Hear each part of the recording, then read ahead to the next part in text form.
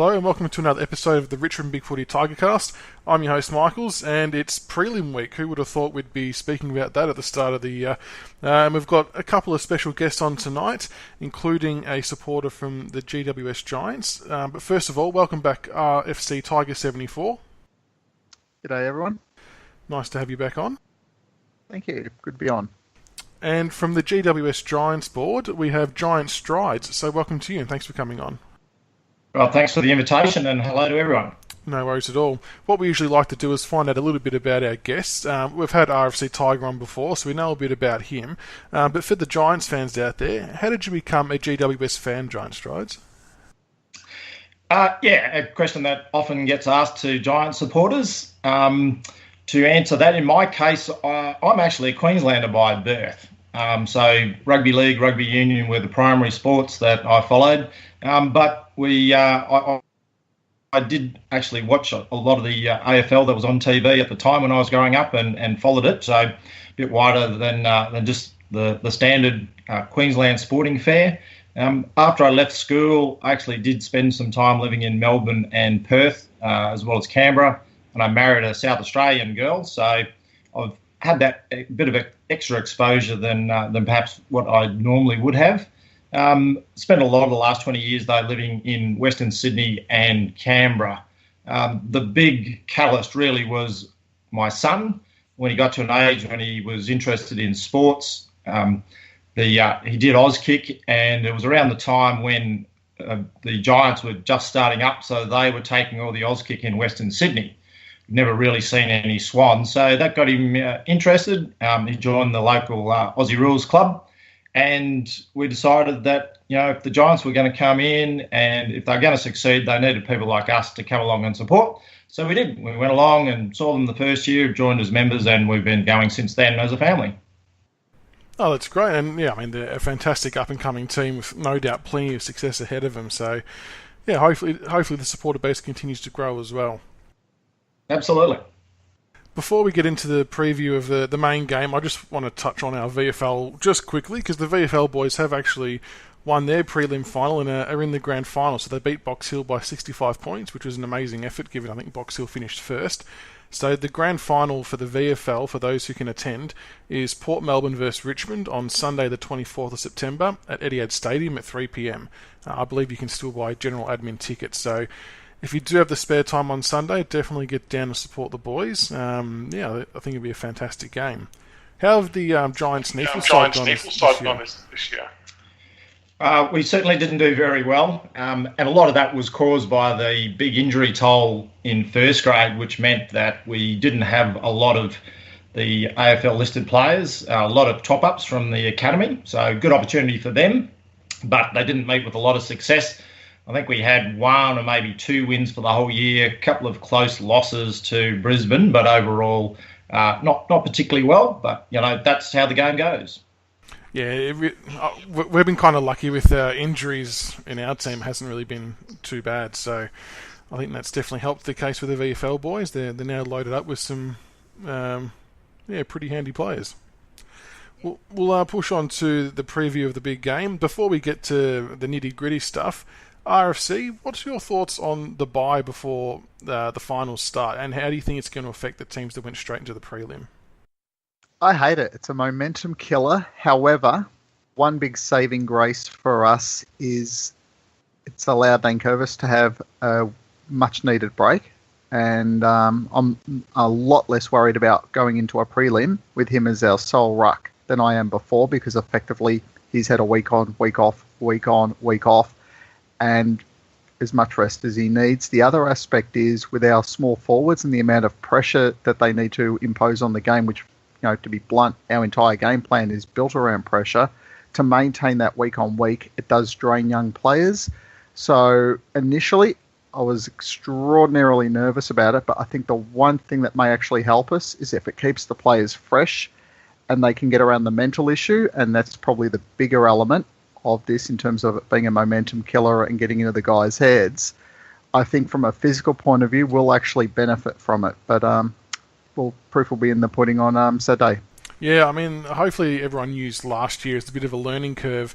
I know they've got the GPS data they can use, but it doesn't really replicate match hardness, so it is going to be interesting to see how that unfolds. Giant Stride, what about yourself? What were your thoughts on the potential having a week off, and do you think that the Giants are going to be better prepared having played the extra game? Yeah, obviously we saw that last year with us. Giants tend to not do particularly well off a bye. So we were probably actually a bit surprised last year off that week that we beat the Swans. I think, I'm certainly not a fan like others. I think it is a momentum killer, and I prefer to go straight in to that first week. Obviously, once you win there and you've got a second one, it's all about that amount of time over the last month. I'm probably just happy that we've played the extra game. I think that should keep us in good stead. Everyone should be nice and, match hardened going into what's a very important match. And speaking of your previous game against West Coast, do you think much can be taken out of that as a form indicator? I mean, I watched the whole game, and I thought for the first 10 minutes, West Coast really sort of put it to you in terms of pressure, and it was a pretty even contest, but they tied out pretty quickly after their massive efforts in the last couple of weeks, and you overran them, obviously. But how much do you think the Giants guys can take out of that game? Yeah, look, the good thing for the Giants was really getting rid of some of the problems that they'd had, obviously testing the new lineup with a slightly different structure, more mobile, a bit smaller. And as you say, the first half of that first quarter was where we brought a lot of pressure, and probably that was a good tick in the box. The rest of it probably doesn't tell you a great deal. But obviously, it got us back to a good running game, both in attack and defence, which I think at least shook out a lot of cobwebs and got the guys pretty confident. So hopefully, even if it's not a great hit out in overall terms, it's improved their mental focus going into this week. And the two players I want to mention quickly, Stevie J and Lids.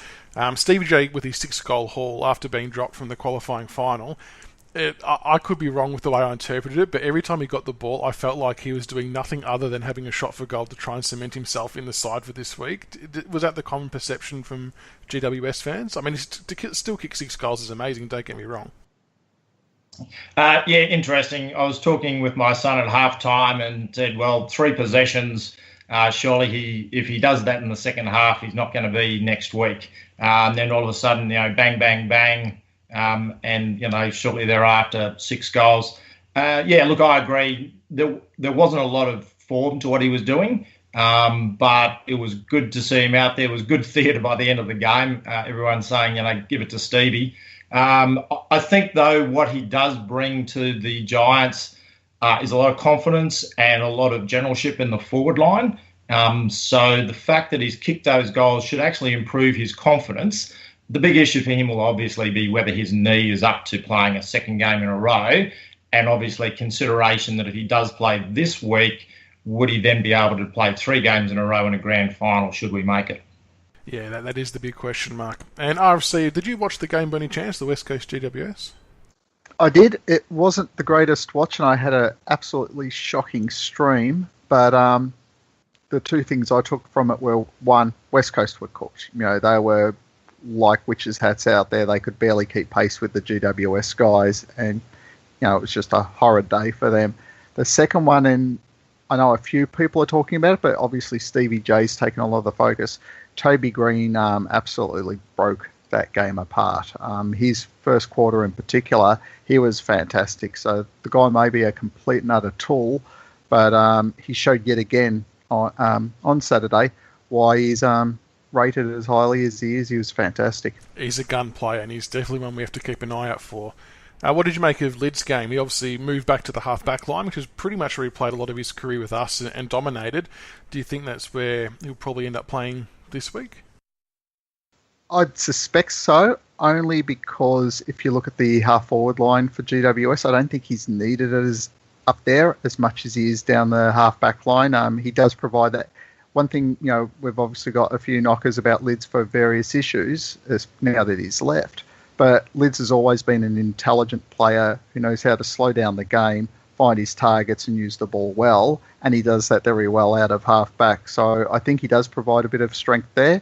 The only concern I'd have is he's yet to play a good four-quarter game this year, and he will have to bring it with the pressure that our forwards will bring on him. Yeah, it's going to be a really interesting matchup, whoever goes on to him and how that all pans out. So I think it's his 250th as well. So congratulations to him. Despite having left the club, he still will always be, fondly remembered with the Richmond faithful. But maybe we don't wish him the best of luck this week. But for all his other games, good luck to him going forward. We'll push on to the preview of the big game. So it's the preliminary final. Saturday, September 23rd at 4:45pm at the MCG. Last time we met was round 18, and Richmond 9-10-64 defeated GWS 6-9-45 at the G. But as we all know, that history now accounts for virtually nothing in finals. It's a whole new ball game. RFC, I'll start with you. What are your general thoughts on the game? It will come down to a couple of issues for me. The first is, if you go back to their last game at the MCG, it was a game of two parts. The first part, when it was before the rain came, GWS were absolutely spanking us. Their tools completely dominated our small forward line. We couldn't get any clean possession, and it looked like, when it was 3 goals straight, I believe, off memory, in that first quarter, it looked like we were in for a very ugly day. Thankfully, the pressure then came up. The rain made things a little bit more slippery, and suddenly our pressure game really came to the fore. GWS couldn't handle it, and we took out what was a pretty good win at the end of the day. Now, the concern for me is going to be that pressure. If we can keep it up, I think we can beat GWS. But if GWS is able to withstand that and play the game on their terms, we just won't be able to match their class. So I think it will be a very interesting one. I don't think history means a lot on this one. So that will tell us a lot. The second element, and the one that obviously everyone on the boards is talking about, is GWS have never played before a crowd of more than 60,000, and they've only played in front of 50,000 twice. So to come for 90,000 plus ferals, it will be interesting to see how the players adapt to what will probably be the most hostile environment in AFL history. Yeah, I'm still gobsmacked at the fact that they've classed as a sellout already. I thought we might have got somewhere between 70 to 80,000, but the fact the numbers are suggesting 90 to 95 plus is just astonishing. Yep. So, giant strides. What about yourself? What are your thoughts on the game? Yeah, look, I'd probably agree pretty much with those points from RFC Tiger. I think it's going to be a case of Richmond's pressure game versus GWS's speed and running game. As you say, history doesn't really mean anything, and I'm certainly hoping that it doesn't rain on Saturday afternoon, because that would put a dampener on GWS. But yeah, as you say, if we can withstand the pressure and convert our running game in a similar way to what we did against West Coast, and certainly, I understand it's a different team and a lot of different circumstances, but if we can bring that kind of game, then I think that, we can win. I certainly believe it's going to be a lot closer. And I would agree also the crowd is going to be interesting to see how the GWS boys handle it. And obviously, the coach thinks that they'll be able to work through it. We've obviously had hostile crowds previously, but as you say, this one will be a bit of a record. And you're coming down for the game, aren't you? I think I saw on one of your threads you've got tickets. I am. I'm bringing my son. I want to get him to experience an MCG crowd, so that could be interesting. Yeah, it's going to be an absolute belter. I'm getting sort of goosebumps thinking about what the atmosphere is going to be like. So hopefully a few of the Giants fans do get down. I know there's been a lot of media talk that there's not going to be very many, but it's not very often you play in prelims, so I do expect there to be more than what people are anticipating, I think, for the Giants fans. What we'll do now, we'll sort of break down each line bit by bit, and I'll just get both of your thoughts on each section. So, RFC Tiger, Richmond forward line. What do our forwards need to do to win the battle against the GWS defenders? That one P word we've already been touching on, pressure. We've got the small brigade, led by Rioli, Castagna, Butler and co. If they can, regardless of possessions, just maintain the tackle count, maintain the pressure on the GWS defenders. That allows Revolt to obviously act as the focal key forward, but that duo of Townsend and Caddy to play that rotating role of the second tall effectively, leading forward, and Shane Edwards pitching in when needed. One thing I did like about the qualifying final is while Townsend had a relatively quiet game, Caddy was able to step up. So I think some of the questions we had about whether those two can play in the same forward line, that they actually rotated pretty well and complemented each other. But again, it will all come down to that pressure. As we saw in the initial or the last home and away game at the MCG against Giants, when those small guys can't contain that ball in, it just gives no chance to Revolt. He gets double teamed every time, and the smalls are obviously going to be outmarked at every stage. So we just have to be relentless.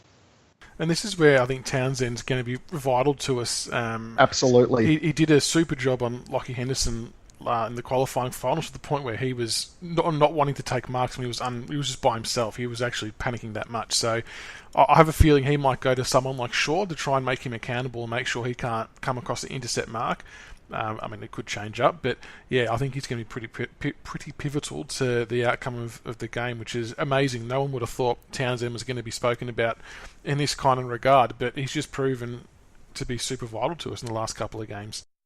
Well, what he does is that dual role of one, the guy can kick goals. That's without a question now, and if anyone had predicted that at the start of the year, they would have been laughed off the board. But the second part is in each one of the games he's played for us so far, he's played a key negating role on one of the rebounding backs. Now, last time we had the podcast and we'll talk, I named Heath Shaw as one of the ones I was really worried about because he is an intelligent, creative player and he really sets up that GWS half-back line.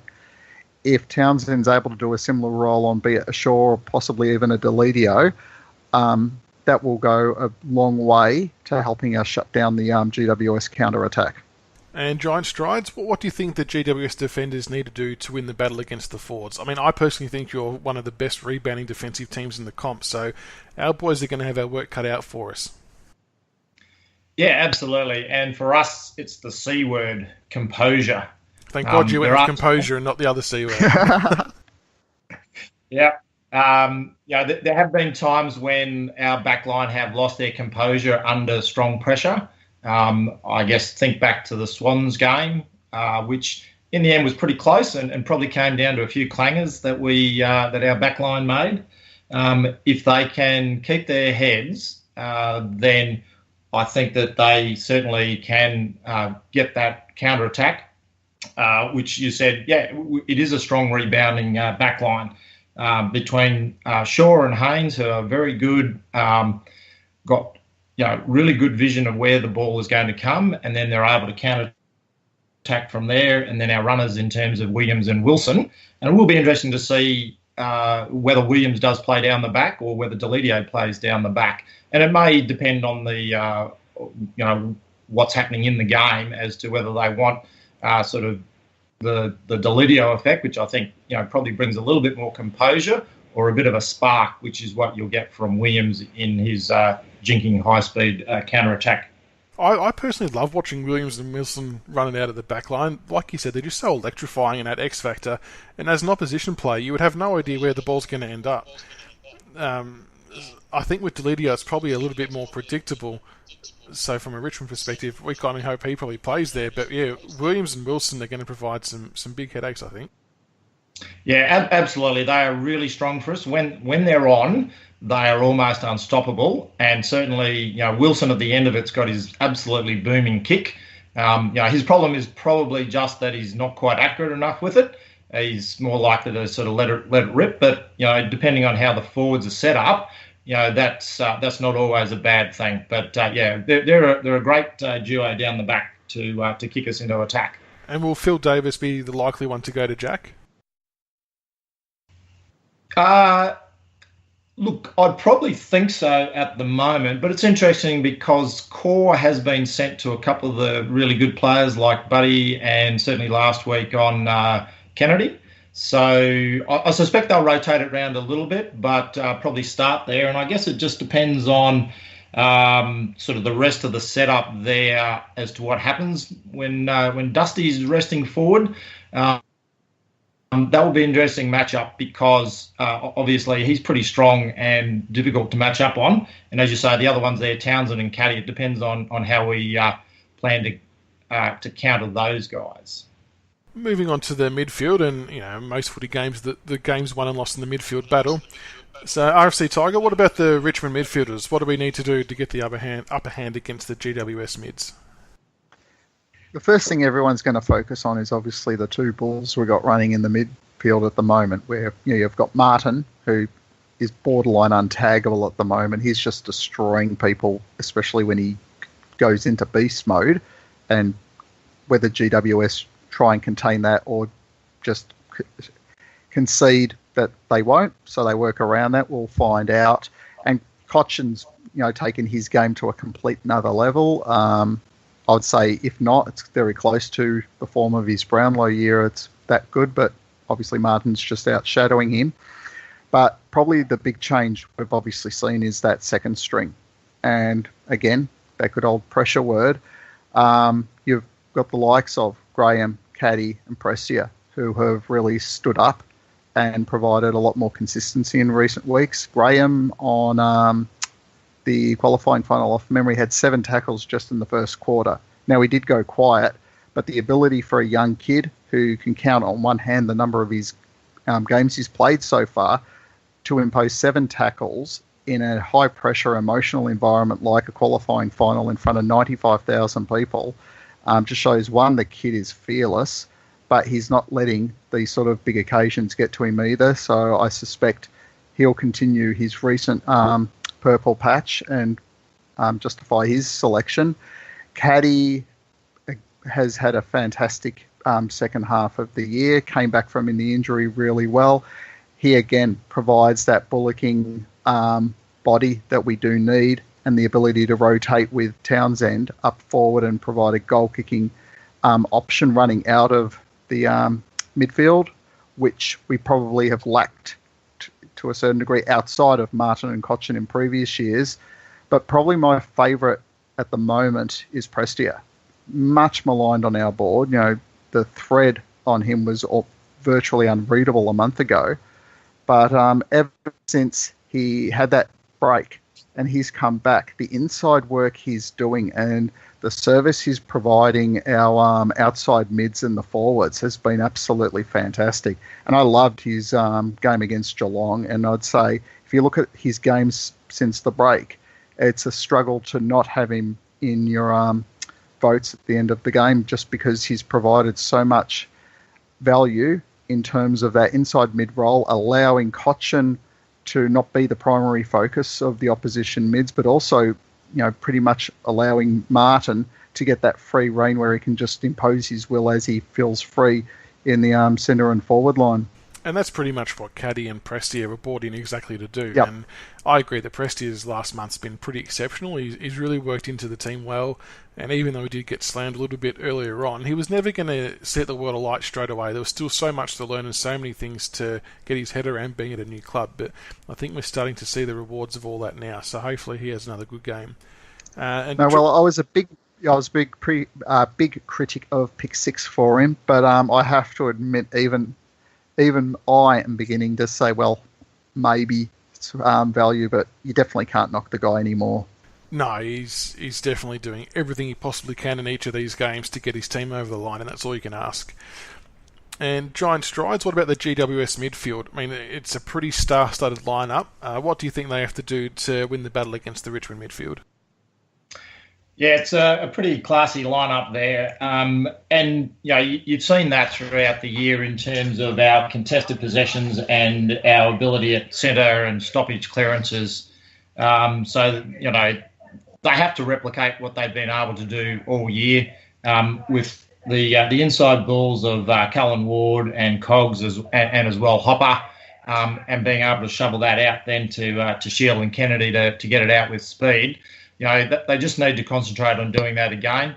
I'd agree that, and you can see it from our past games, Leon Cameron doesn't tend to put a tagger on anyone. So I don't think he will probably aim to do that to Dusty Martin and rely on basically a team game to get the ball first and clear it out and just not let him impose himself on the game. That's pretty hard to do, and I think, to a large extent, that's going to be a decisive point. Trent Cotchin, as you say, has been in outstanding form this year, and certainly right at the moment. As you said, the whole midfield, they've really had a good year and certainly in form coming into the final series. So, our guys are going to need to be at the top of their game, both in getting clean ball, getting it out, and that's where we've probably fallen down in our games against Adelaide and Geelong, is being a little bit too fumbly and just not getting the clean hand pass or the clean short kick out so that we can move it away at speed. And if we do, if we end up doing the same thing, we're going to get caught and then we're going to get overrun by the pressure game that Richmond can bring. So we really need to work hard to get the clean ball.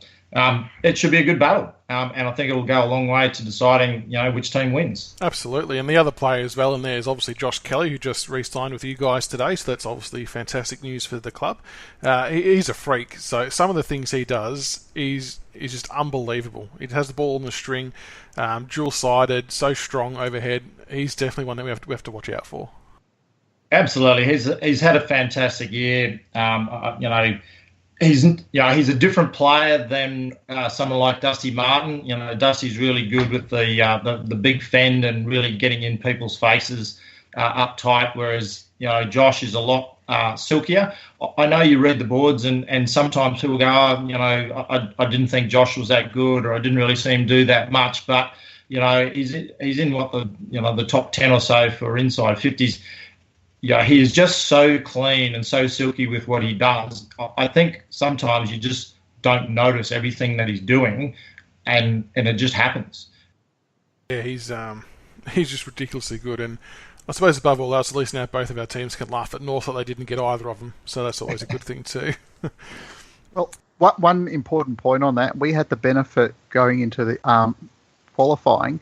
I don't think we can undervalue just how important it is for GWS's culture amongst the players to have both Kelly and Whitfield agree to terms leading into this game, because both, everyone was basically saying Whitfield is 100% gone. Kelly's rejected $1 million a year for 9 years from North. These were offers that people just assumed GWS would not be able to match, that there wasn't enough to keep the players in Western Sydney. But credit to the club, the management, and what they're trying to build there. Something is, other than pure cash, is keeping these players together. And this is probably the first time in recent years that the bleeding of that A-grade talent from the GWS, as the restrictions started to contract, has stopped. So I think this is a really promising sign for the team, and it's one that I think will give them a lot of hope and inspiration moving into the game. Absolutely. I couldn't agree more. And I think, we saw a little bit of that with Whitfield signing before the West Coast game, and I think that gave him a lot of confidence, and similarly for this one. So, yeah, absolutely. And, it's funny because I think we were pretty confident of holding on to Whitfield. Probably no one believed those rumours, but, pretty difficult to turn down what Kelly turned down. So I think, that's a really good sign for us. And a message to anyone from North listening, he is not going to be there in 2 years. If he's rejected you now, he is not hanging around GWS for 2 years to play at North in 2 years' time. So wake up, get over it, he's gone. Oh, Snake Baker probably tends to agree with that one, but I'm sure we could do a whole episode on that. We'll move on to the last line. So, Rfctiger, your thoughts on our defenders and what we need to do to win the battle against the very potent GWS forwards? Everyone focuses on the mids this year, but for me, it's the defense. Our defence has been absolute A-grade throughout the season, and close to, if not probably, the best defensive line in the AFL. Rance and Asprey have been absolutely unstoppable outside of a handful of games where one or both of them have dropped their colours. But to be frank, it's been the exception rather than the norm, unlike previous years. But they've also had a huge amount of support. And the ones I'd probably single out are, first of all, a personal favourite of mine. He gets a lot of curry on the board, but people still do not, they still underestimate the amount of creativity and drive that Basher Hooley delivers to that team. When he's not playing, we always struggle to get that ball cleanly out of the half-back line. By the same token, Flossie returning to the half-back line has stepped up, not just one or two, but he's now become a key component down there, and he's showing a level of creativity and composure we probably haven't seen from him in past years. And those two, for me, just providing us with that drive and rebound out of our half-back line pretty much sets up most of our plays.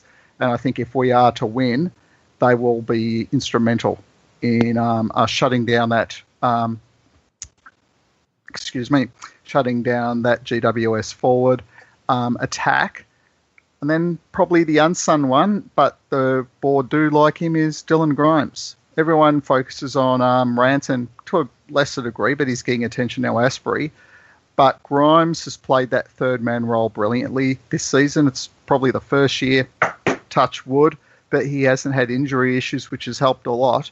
But that flexibility he has to play both small and tall in a negating role and to support the half-back flankers, I've been really impressed with his year so far, and it's probably the one line in our entire team that you really don't see a huge weakness in, is that back line. I think they've worked brilliantly for the style of play that we have, which is this aggressive counter-attack, and fingers crossed it keeps holding again for hopefully 2 more weeks. And who goes to Toby Green? Oh, God. I'd probably... That is a tough one, I have to admit. Probably someone with a brick and a hammer. I would struggle. I'm wondering if you... I don't think Grimes is going to be mobile enough for Green. That would be my worry. So whether you put Floston on him and hope that he can do the role. Green is one of those ones, he's fast enough that you can't put a traditional tall on him, but... his mark and that are fantastic too. So in terms of a matchup, that's one I really struggle with, because at the moment he is in a really strong purple patch, but I'd probably go Floston. Fair enough. And Giant Strides, what about the GWS forwards? What do they need to do to beat the Richmond defenders? Yeah, if someone takes a brick and a hammer to Toby, I reckon he'd just take it off and hit him back. This has been a troublesome area for us, and it's not only the fault of the forward line, but also the midfielders in their delivery. So we tend to bomb it in a little bit, and I think there's a little bit there where the forwards like it up above them.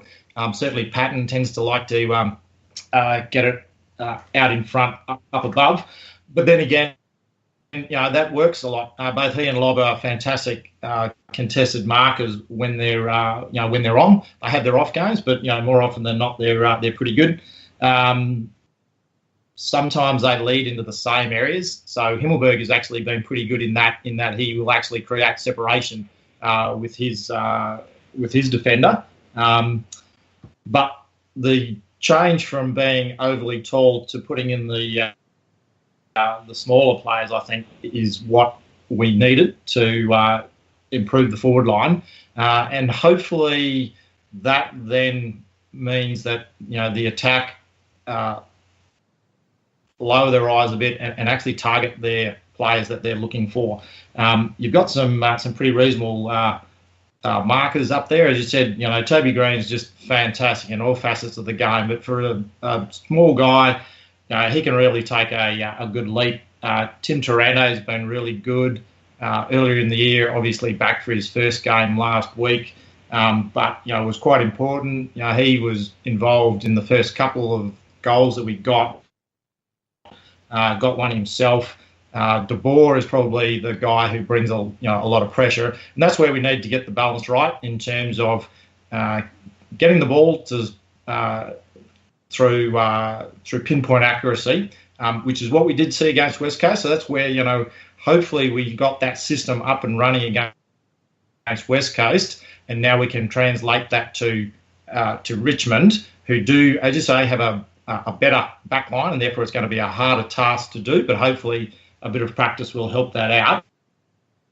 And then conversely, the other thing we've been poor at during the year is the pressure to lock the ball into our forward 50. So hopefully a couple of those changes with bringing Taranto in, De Boer with his pressure will help us. And that's where the question of, does Deledio play forward, or does Zach Williams play forward is crucial. As we saw last week against West Coast, Zach had, I think, about 10 tackles in there and provided a lot of that pressure to lock it in. He's a really smart, quick, elusive player in that forward 50. So he can both kick goals himself and provide the lock-in when he's trying to, put the pressure on the defenders. So, that will be a fascinating battle. I think it's one where we're probably a little bit behind right at the moment. So I think all of the forwards are going to have to lift their game, and we're probably also going to have to rely on the midfielders coming through and kicking a few goals to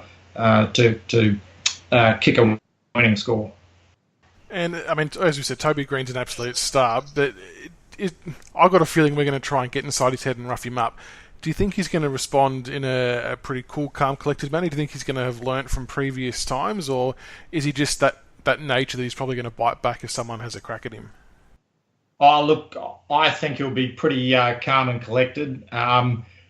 He actually thrives in the pressure environment, and 90,000 feral Richmond supporters all throwing shit at him and booing him. I think he will just love that. More to the effect, obviously, is what happens on the field, and obviously it was Richmond last time that he lost his cool.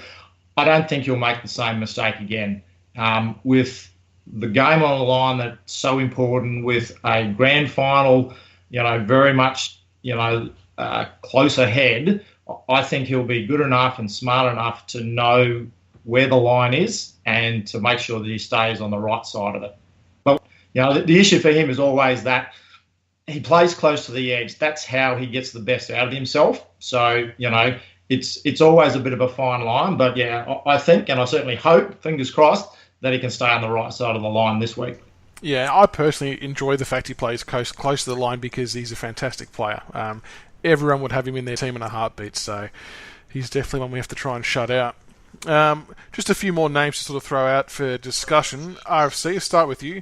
I know you sort of touched on them earlier, but Dusty and Cochin, they're probably going to be the two... they're going to have to set the example early on. Koch did a pretty good job of it in the qualifying final against the Cats. Are they just going to have to do that same thing again and set the tone really early on?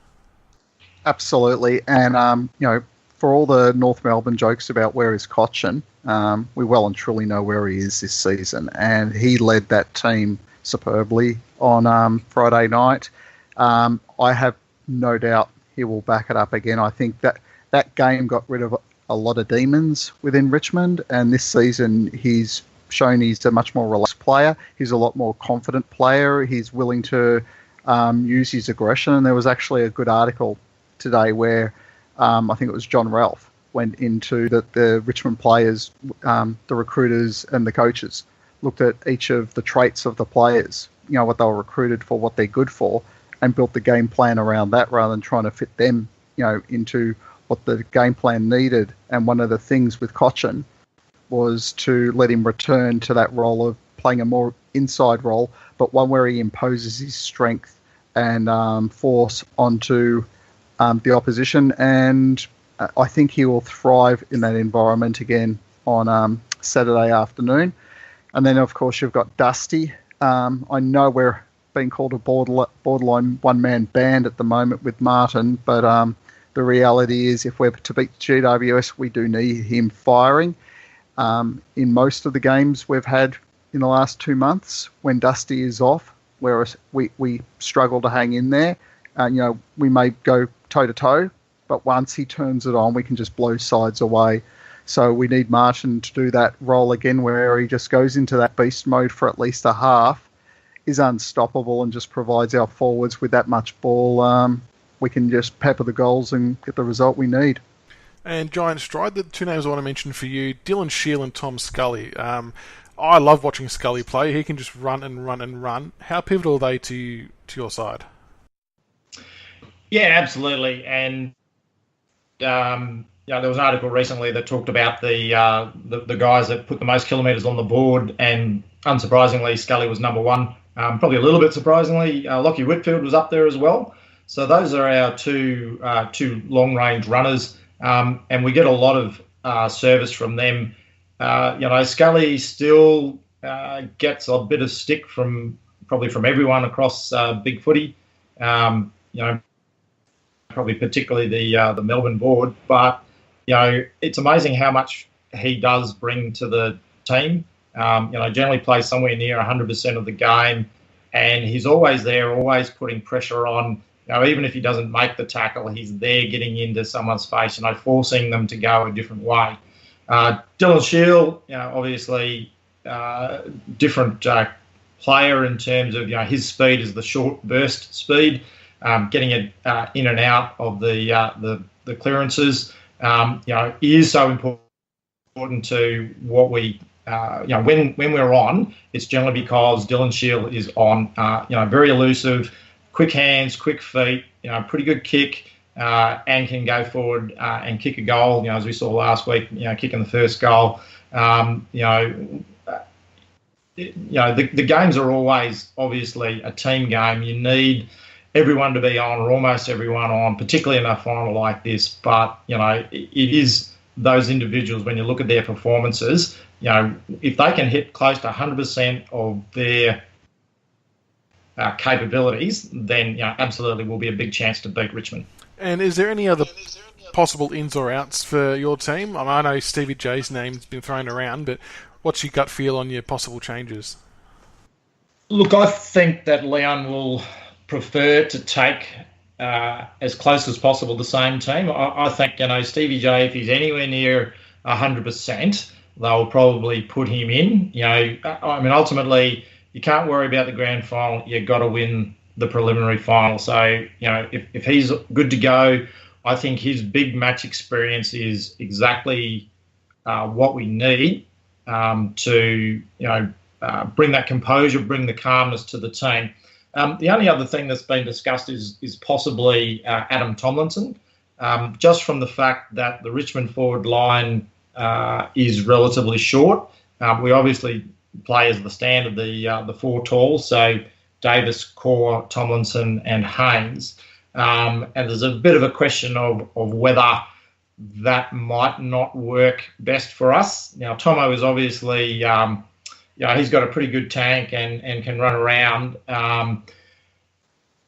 But we have seen against Western Bulldogs with their lack of tall forwards, he was dropped as a tactical move and brought another medium in. So that's the only question. Now, the difference is that because we're only playing the two tall forwards in Himmelberg and Patton, with Lob as the ruckman, we're one less tall in the team overall. So my own thought is probably he'll stay and just adapt to whatever forward line that Richmond throws at us. And RFC Tiger, what about for us? Any gut feel on who might be in or out, or do you reckon unchanged? You'd assume unchanged unless there's an injury worry in the club. The one that's come up that I heard on the SEN Tiger Tragics podcast is they mentioned that Bolton was actually taken off early because there's a concern that Rioli may not be completely match ready for the game on Saturday. So fingers crossed that doesn't happen, because while his numbers are low, Rioli is basically the leader of our pressure brigade up forward. And I do like Bolton, but I think he tends to go missing. Still being a young kid, he doesn't have the tank anywhere needed yet at the AFL level. And I think especially in finals where intensity of the game goes up, 5 or 10 notches, he'll do his part, but he'll get exposed a lot quicker than Rioli. So I'm fingers crossed he comes through okay, but otherwise, I'd still play the one ruck, still going with what's working. It's got us here this far, and as we've seen with clubs who tinker around like Geelong did before our game, it tends to unsettle sides, if anything, and I think we've just got to back our players to do the job that's got us here so far. No, I definitely agree. And before we wrap up, we'll just get a prediction from everyone. So, Giant Stride, we'll start with you. What's your prediction for the game? I think it's going to be a pretty tough, close game, but I think GWS can win, but it won't be by much, perhaps a goal. No worries. And Rfctiger, what about yourself? Well, with the Bureau predicting a couple of afternoon showers to come in, I'm hopeful of a 2-goal win, I think, between the poncho-wearing Richmond Ferals and the Rain Gods. We may be able to give the boys enough of a boost to get us into our first grand final in 35 years. So wow. Fingers crossed, and I think 3 goals. And I think we'll all be doing a bit of a rain dance in hope to get some more rain in the afternoon. Like both of you, I think it's going to be extremely close.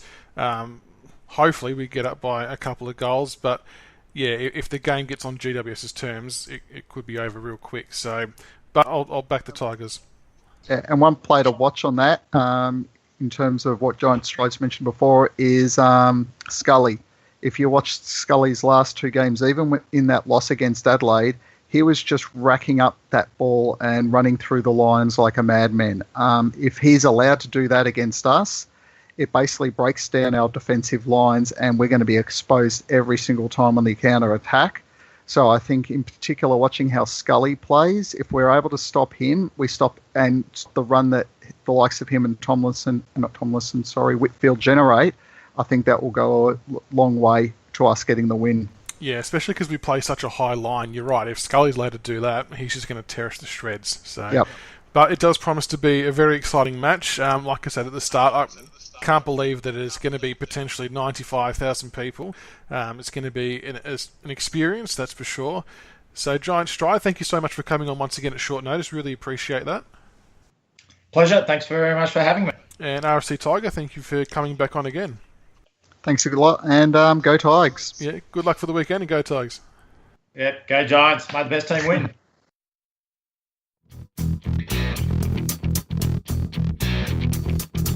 Thank you for listening to another episode of the Richmond BigFooty Tigercast. Be sure to subscribe to the podcast on iTunes and YouTube so you can follow all the roast and toast, the reviews and previews, and all topics Richmond. Also keep an ear out for our special episodes of interviews with past players. Go Tigers.